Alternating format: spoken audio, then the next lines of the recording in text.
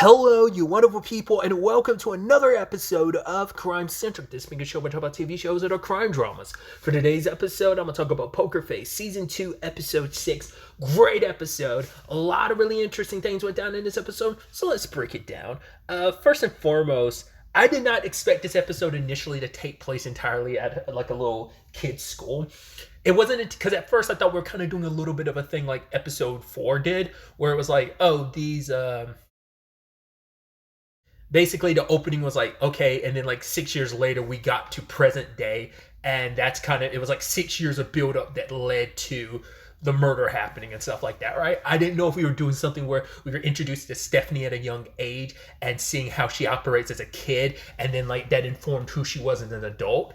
I thought that's what it was going to be, but like this episode was fun and cute and demented. This feels like, I mean, I guess it makes a lot of sense. This is the sophomore season. You have the opportunity to be a little more weird. Like there's some weird elements in episodes in season 1, but I feel like they really kind of were like, let's kind of go a little balls to the wall with just like how wacky this particular season is in comparison to season 1. But either way, introduction to Stephanie. We went full blown the Omen here with like how evil that little girl is, because she has something twisted in her, the need to achieve. Now, whether that's a byproduct of her parents, I mean, the need, why she has the incessant need to be the best, you know, like I don't know if that's just something innate in her, that's some pressure her parents put on her, but having that quality in you at a young age. Now, once again, wanting to do your best and be the best, that's a good thing, but when you kick it up to a very unhealthy level like she is, that like to go as far as she did,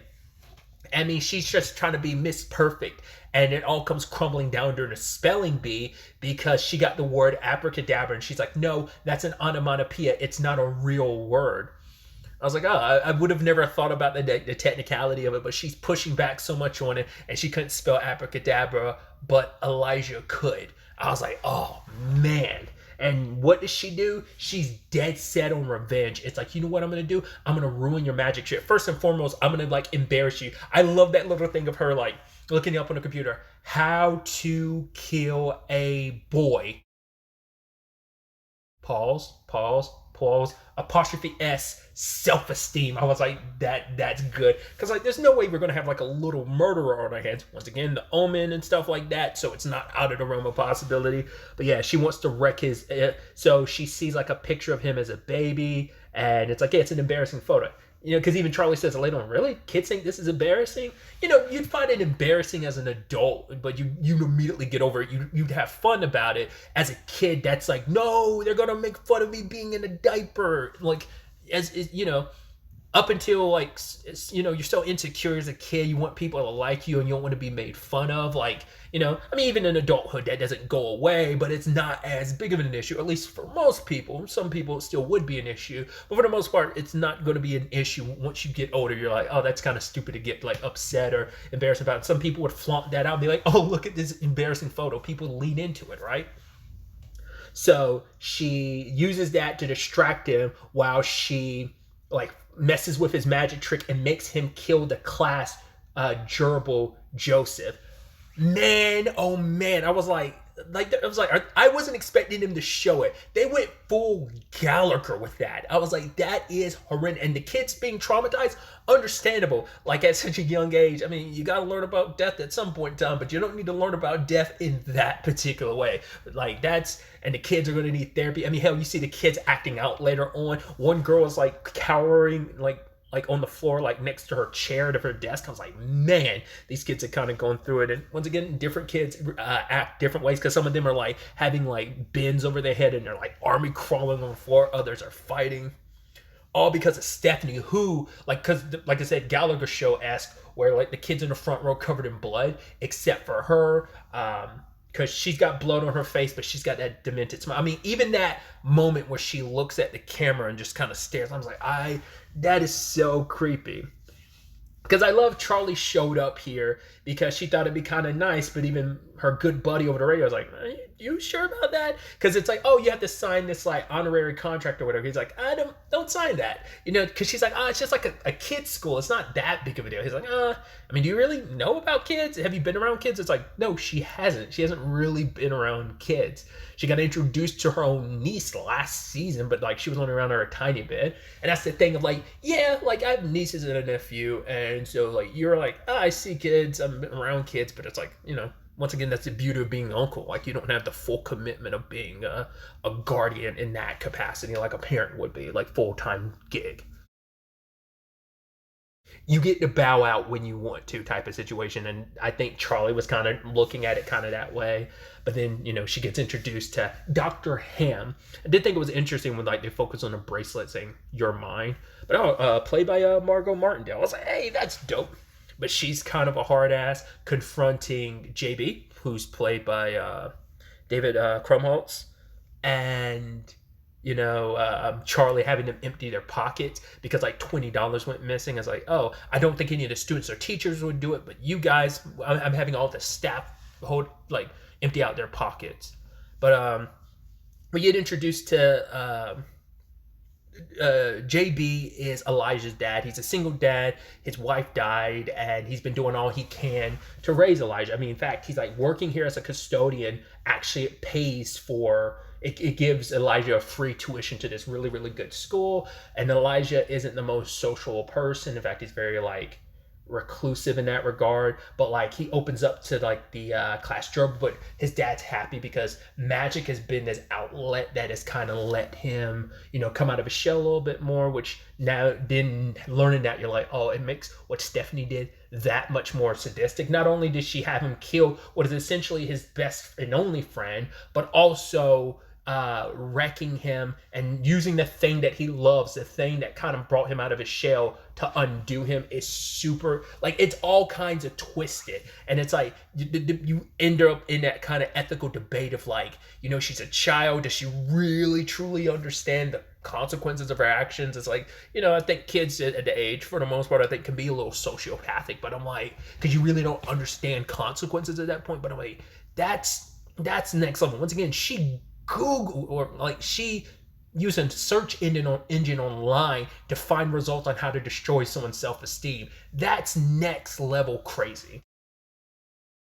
In fact, Charlie wasn't the one who initially discovered this. It's not until JB's actually the one that suggested it. He's like, my son would never he cared so much about that gerbil, he would have checked or double checked if he thought something was wrong. But it's like, I think someone sabotaged him, and Charlie's kind of like, oh, come on, it doesn't have to be like something crazy like that. These are kids, come on, they're not masterminds. And then, I mean, also like, oh, talk about how sadistic she is. Stephanie's up there being like the most heartbroken about it and stuff, and just like also brought that little card saying like, I'm sorry, Joseph, I'm sorry Elijah murdered you. I was like, twisting the knife deeper. The kid is kind of like saying like, never get out the boat, never get out the boat. The kid's literally breaking down because he just thinks like, yeah, he killed his best friend. He's like, everyone's going to like harp on that. Understandable. All the kids are traumatized. It's a lot. But all of that, learning about the stars and stuff like that, made Charlie go, all right, let me investigate this kid. So she talks to Stephanie, and Stephanie's all about being Miss Perfect and stuff. And Charlie's like, you killed Joseph and did this against Elijah. And she's like, bullshit. It's like, I can tell when you're lying. And it's like, here, I found the evidence. You somehow got into JB's like place in like office area, so I know you did this. Like, just do the right thing for Elijah and just kind of tell the truth. What did she do? She ate the evidence, and she's like, well, I guess you don't have anything now. That's crazy. I'm surprised Charlie didn't go to JB, but I guess like JB's got enough on his plate with Elijah that it's like, no, I'm gonna let him do the thing. I don't want to distract him. I'm gonna just try and operate this situation on my own. Man, oh man, is she so devilish, recording a video of Charlie calling her like the demon pigtails. It's like, I'm gonna get you. And then Charlie like bribes that kid with a cupcake or whatever, trying to because she figures out like, oh, like the baby picture was used as a distraction. She figured all that out. Then she got confronted by Dr. Ham, and then She's like, yeah, you're getting fired because you're harassing this student, this and that, calling her a demon. Even later on, being like, that demon-haired bitch. Uh, but for her, it's like, I don't understand how she was able to get into JB's office, because the only people that would have that key to there is JB or you. And then Dr. Ham got up and it's like, I'm not talking about that or my friend bracelet. And it's like, wait, why'd you? At first I was like, wait, why did you out yourself like that? That didn't make any sense. And it's like, Charlie's like, I wasn't talking about your friend bracelet unless you want to. And then she's like, you got to get out of here, Charlie. Meet me in the bathroom, second to last stall. I was like, wait, are we going full deep throat with this? The like, hush hush. I'm hiding. I'm gonna expose some stuff. Deep throat, not the other one. And so they meet in the bathroom in like this almost clandestine, like, hush hush, we gotta exchange information. She has a file because it turns out she has a gambling addiction. She's the one that's been stealing money from the little thing for money. I was like, oh, that's next level effed up. I mean, you're not stealing millions, which, that's a federal crime, embezzlement and stuff like that, so that's next level. Little here and there, for the most part, she puts it back. It makes her confronting Charlie and David that much more effed up. But I said David, I literally call him by his real name. JB and Charlie really effed up. But yeah, Stephanie found out about this and is blackmailing her. Even gave her the little bracelet, "You're mine," as a constant reminder. I'm like, this is some mobster level extortion. This is an evil, evil child. And it's like, but why is it that big of a? Charlie's like, is it really that big of a deal? Got, caught with your hands in a cookie jar. It's like, well, when a school has $30,000 a year tuition, it's like, yeah, parents want the best of the best, and she can't really do anything because the place that she gambles at is owned or run by Stephanie's parents. So it's kind of like, you are mine. You're just like, oh, God, you found the worst person to have to deal with. I even love she tried to say, Charlie, just Elijah transferring might be the best thing for him so he doesn't have to deal with Stephanie. You might want to leave just so you're not in Stephanie's crosshairs. And lo and behold, Stephanie's in the stall a couple stalls down, confronting Charlie. Standing there with that sinister smile and then doing the whole, like, I don't need friends things. And Charles like, hey, kid, it's lonely at the top. Like, you don't want to just be. And then the moment she's doing her whole performance thing, I'm like, oh, please don't get suckered by that, Charlie. But then I was like, well, no, Charlie's a human lie detector. So she immediately sees through the performance. I was like, oh, and that quick turnaround and scowl at her. And it's like, it's lovely at the top as she's kind of singing that and skipping away. Oh, I mean, Miss D and Charlie had that interesting conversation about kids because she chose the word abracadabra because she knew magic was helping Elijah, and so that's why she wanted him to get some self-confidence in himself. She also figured that would like knock Stephanie down a peg or two because she's like, I want her to realize you can't just like, there are disappointments in life. You can't like win all the time. Like, it's not possible. Life will knock you down a peg or two. And it's like, you better learn these lessons now as a child where there's less consequences versus you learning it much later in life where you would, considering your personality now as a child, you as an adult, you would crash out the most. I mean, you're a child having a crash out to this extent because of a spelling bee and him catching up to you star-wise. It's like someone inconveniences you, outshines you the smallest micro amount in like your adulthood. What is that crap? That crash out's going to be worse. I mean, Charlie deals with people murdering people like for whatever reason, and it's just like, I mean, to be fair, she murdered a hamster, which, not directly, but still, like, those are telltale signs of like a sociopath or psychopath. And now it's like, but that the extra layer of you manipulated someone into murdering a hamster and stuff like that. So, but yeah, they were having that conversation about childhood, about like these kids. She's like, they're testing the boundaries because they're about to like hit puberty at one point in time. And it's like, they want to kind of test what they can do. And it's just, yeah. And then, looking at the gerbils and stuff like that, and they Charlie understand what Elijah was talking about with the whole never get out the boat. It's like, yeah, you don't have to worry about like expectations and stuff as a gerbil. You just kind of get to be free and just live your life, not have to kind of have the constraints of certain aspects of life, especially in like such a system like this school.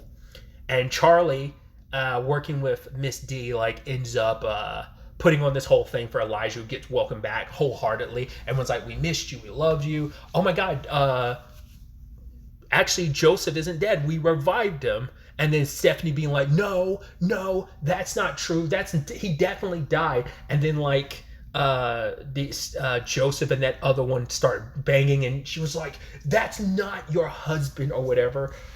Also, really quickly, this is the scene I noticed it the most. I think it's so interesting how this episode was filmed, especially like when the kids are a part of the scenes. And maybe there's, like logistical reasons for it. It makes sense because the adults are taller than the kids, but it's never like a framed shot of like, you don't often see like the kids and the adults in the same frame. Not always. It's usually like you're up there with the adults and maybe you see them kind of out of focus in the background. But when you're on the level of the kids, like the adults, you only see them like torso up. Just think that's just kind of an interesting frame. I think it's meant to be like from a framing point of view, just to kind of keep you on an eye level with the kids, kind of like you're in their world versus like, out of frame with the adults. I think I'm sure there's the technical reasons behind it, but I just think it's interesting how it's not more shot with everyone in the frame, adult and kid, and it's just like that framing of just like the kids mainly in the frame with like the adults like torso, whatever. I think that's interesting. There's quite a few shots like that throughout the episode.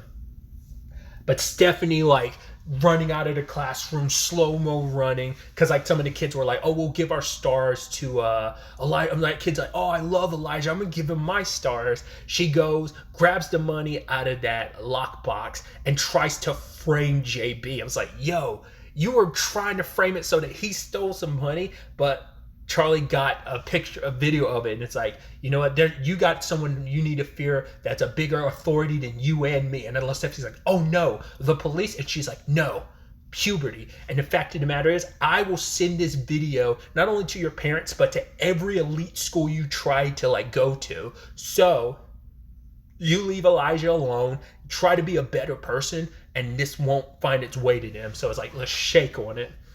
And so, yeah, and even gave her the bracelet being like, oh yeah, you're mine. So I also love the little breakdown of, the little title card, like chalkboard transition. So Elijah, is making more friends because he's teaching everyone how to take care of the gerbils. Obviously him and, JB being a great dad, and giving Elijah a new magic stick and kind of, embracing the magic stuff even more. Stephanie having to work with destroying the evidence she had against Dr. Ham. And even Dr. Ham, like, is now, going to a Gamblers Anonymous situation. So it all works out very beautifully. And then finally, like, the best Charlie, she's walking away victorious. And it's like, oh, it's kind of a crazy situation. Kids are kind of crazy. Wasn't the answers I was looking for. But it's like, hey, like, this a star for the lunch lady. And it did, turned it over. And it's like a message of, when I grow up, I'm going to find you. And then she looks across the parking lot and there's Stephanie staring her down. So it's like, I'm going to get the hell out of here. It's so funny considering like you had season 1 dealing with someone chasing you down. You have part of season 2 of someone chasing you down. And now like there's a kid threatening to kind of go full, I haven't seen Kill Bill in so long. But like Vivica A. Fox's daughter was kind of like, I'm going to grow up and kill you. But that's always been the thing of, if there ever would be a volume 3, people are like, well, that would most likely be the story, especially like how much time has passed, because it's been like, what, 22 years since Kill Bill, so that person would be an adult now. So it's kind of something of that vein. I doubt anything will ever come of it, but it's just kind of a funny thing of knowing this psychopath is out there. Luckily, Charlie's not just I'm just going to lay low. I am, I'm always on the move. I haven't like latched. I haven't haven't found a place to kind of settle down. But it's like, right, she comes from a prominent enough family that might have the resources needed, but I doubt that. It's just kind of a funny, twisted gag to know that that psychopathic kid is out there who's dead set on revenge. But hopefully she grows out of her psychopathic tendencies and becomes a better human being. And it's like, oh yeah, I remember that lady I threatened when I was a kid. Who knows? Either way, just once again, just a weird, fun episode in the most twisted way possible. I'm excited to see where the next episode ends up taking us. But really, that's all I wanted to talk about. So the next time we meet, be happy, be safe, live life to the fullest, and enjoy it. Good day and goodbye.